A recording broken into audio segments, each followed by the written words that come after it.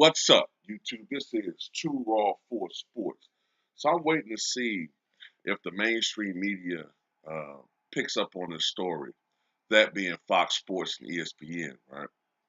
So ever since LeBron James has come over to Los Angeles back in 2018, he has been more than effusive in his praise of Kobe Bryant, especially since Kobe's tragic passing back in January 2020. But there's a new book that's coming out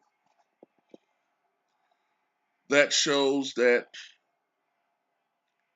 LeBron is LeBron. You know, LeBron is not going to approach you with an issue. He's going to approach someone else to talk to you about your issue while he can play the innocent bystander. So, what am I talking about? Well, there is a book that is out.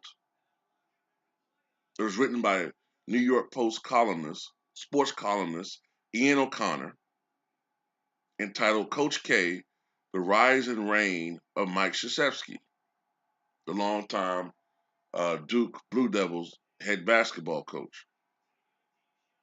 Well, back in 2008, Mike Krzyzewski was the head coach of the so-called Redeem Team during the Olympics in Beijing, China, which, of course, they were called the Redeem Team because they wanted to redeem the United States USA basketball following the debacle that was in 2014, which I think that was in Athens, that only came in bronze, I believe, and was the first professional team since professionals have been allowed to play in the Olympics since 1992 to not capture gold. But earlier on in the process, LeBron got pissed off at Kobe, saying that he was being selfish and, taking bad shots. So this came during the exhibition victory over Australia in Shanghai, where supposedly in this game, quote, Kobe took some low percentage shots that didn't fit the team first culture Mike Krzyzewski was trying to install. The Duke coach was trying to ensure the Americans didn't relive their disastrous Olympic experience in Athens. Okay, it wasn't Athens. 4 years earlier, under then Detroit Pistons head coach Larry Brown. Players noticed that Kobe was taking some bad shots and playing outside of the system. One of those players that noticed it was LeBron James. One Team USA staffer says in the book, quote, everyone knew it. They know when another player is being selfish. Players can police themselves, but in this instance, as LeBron was coming out of the game, he said to Mike, yo, coach, you better fix that motherfucker, as he walked by. He was talking about Kobe.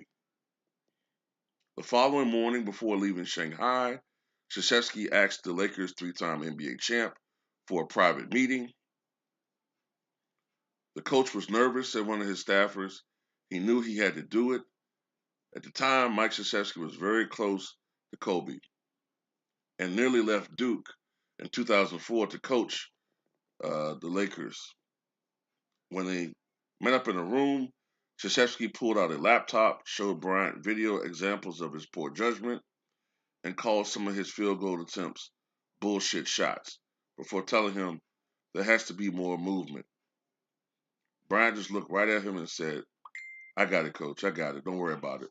Sorry about that. A team source told O'Connor. And of course, the U.S. will go on to win the first of his three Olympic gold medals under Krzyzewski, who at 75 is now in his 42nd and final season at Duke.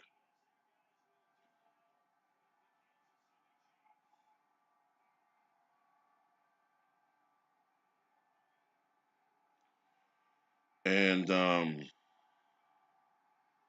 it goes on to talk about something else, too.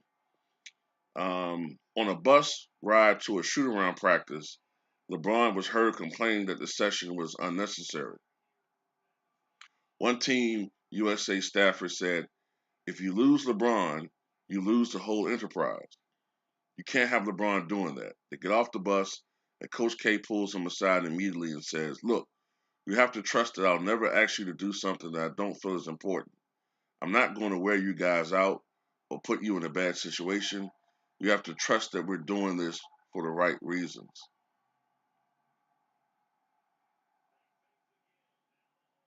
That Stafford said that was probably the first time in his life LeBron James had been talked to that way.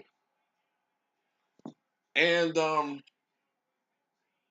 yeah, this fits a lot of what we talk about with LeBron James. A lot of people say, "Oh, we're hating on the guy, we're haters, and all this type of shit." And I believe this story 100%. I believe what was said in this book because it sounds like him. LeBron, this is what's different with him as opposed to a Michael Jordan, Kobe Bryant, or Larry Bird. Now, when it comes to personnel decisions, yeah, they would talk to the general manager about shit if they had any input at all about certain things outside of the game. But when it comes to shit like this, Mike would go to the player. Now, I understand this isn't their team per se, it's Team USA. I get all of that. But with Jordan's clout, with Kobe's clout, they would have said something to the player in practice. They would hint at it. They would allude to, hey, stop shooting the ball so fucking much. You think Magic wouldn't do that? Or Bird? But that's how LeBron operates. He grins in your face, but behind your back, he'll say how he really feels toward someone he thinks is a authoritative figure that gives him enough leeway so he can still be the good guy. I know how this. I know how people like that operate. And then in the secondary story I told you, LeBron's not used to being coached by a real authority figure. That's why he clashed with Pat Riley. But then again, that's why we saw the very best of LeBron James in Miami, because that was the only time in his career that he didn't have totalitarian, he didn't have, excuse me, uh, almost total control or at least co-control of an organization. Pat Riley was in control of that shit, and LeBron resented it. But we got the very best of LeBron James in that tenure. That was LeBron James that was actually playing defense. The top of his game was he super efficient. You could tell he had been working on his game, you know. But yeah. Other than that, man, yeah, this is an interesting story, man. Look, is Kobe perfect? No. Did Kobe take bad shots in his career? Absolutely. I was a critic of that shit. I'm not gonna sit there in front just because he's passed away. Kobe took some bad shots. Okay. I just thought that LeBron could have fucking been a man. At that point, LeBron, you've already been to an NBA Finals. You had enough clout to just approach the man, and say something, have a conversation. No, but you didn't do that. But anyway, that's my take on it, y'all. Tell me what you guys think.